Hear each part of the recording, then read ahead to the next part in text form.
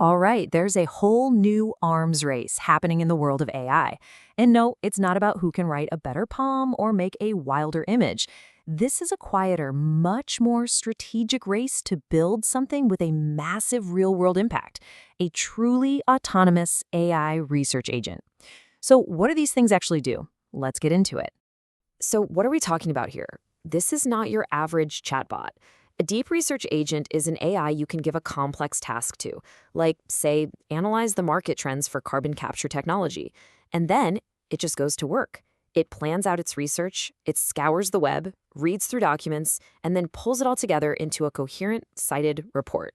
The best way to think about it, it's less of a search engine and a whole lot more like an AI junior analyst that you can delegate an entire research project to. And the promise here is huge, right? We're talking about turning weeks of tedious desk research into just a few minutes. But with every major AI lab jumping into the ring with their own version, it brings up a really important question. In this new gold rush, who can you actually trust to give you information that's accurate and reliable? To figure that out, we need to meet the main players.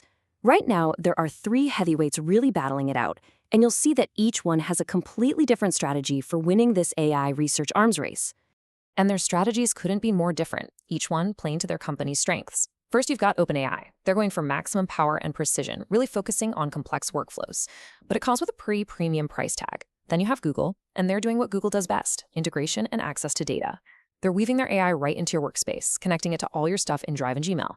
And finally, you've got Perplexity, the specialist. They're laser-focused on one thing, getting you fast, valuable, and well-cited answers. Okay, so how do we cut through all the marketing hype? We have to look at the data. It's time for a good old-fashioned benchmark battle to see how these agents actually stack up when you put them to the test.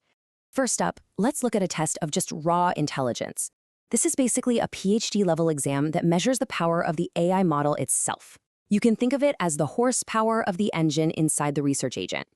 And right now, the scores show Google's Gemini 3.1 Pro at the top of the leaderboard, with OpenAI's GPT 5.4 and Anthropic's Claude right behind.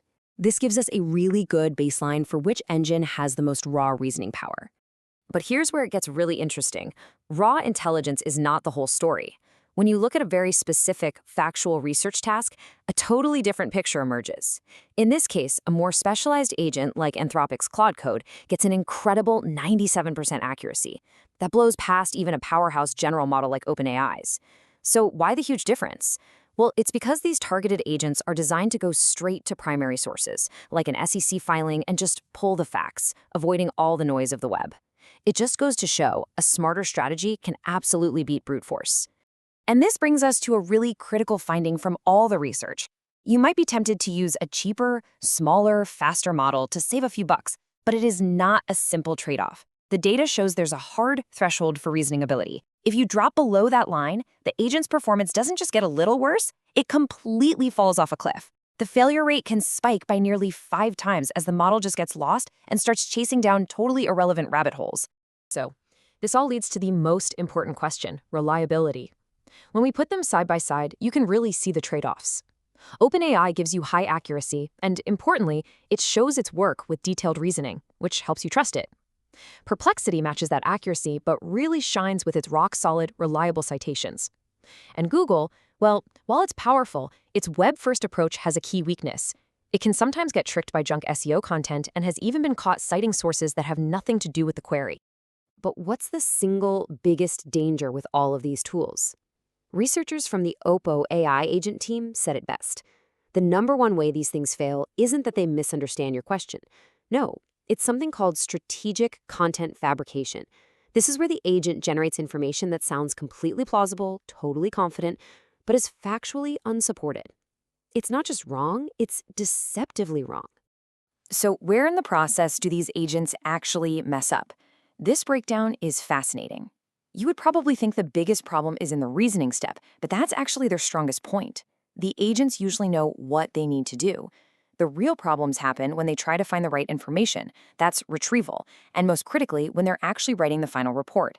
That generation phase is where those dangerous fabrications are most likely to sneak in.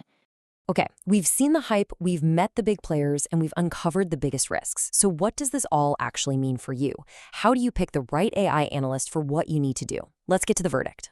It really boils down to the job at hand. If you're already living in Google's world and you need to combine web research with your own stuff in Drive and Gmail, Gemini is the no-brainer. If your work needs the absolute highest level of complex reasoning for, say, technical or academic projects, and price isn't an issue, then OpenAI is your powerhouse. But for most of us, for most day-to-day tasks, when you just need quick, reliably cited answers, Perplexity probably offers the best mix of speed and trustworthiness. So, at the end of the day, these AI research agents are incredibly powerful assistants, but they're definitely still flawed. That risk of just making things up is very real. But this all leads to one big final thought. What happens when they finally solve that problem? When these agents become so reliable that they can not only summarize what humans already know, but they can start making genuine, verifiable discoveries all by themselves, that's the moment this tech goes from being a useful tool to a true scientific partner.